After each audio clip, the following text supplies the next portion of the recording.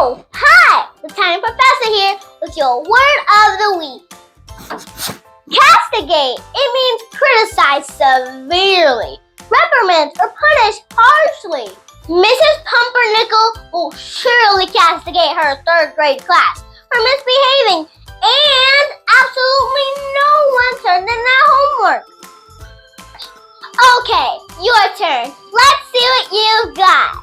This week, anytime you're talking about someone who needs to be reprimanded or could use a good scolding, try using the word of the week, castigate. And remember, don't let anyone tell you you're too little or too big to expand your vocabulary or learn something new. See you back here next week with a new word to aid in your expansion.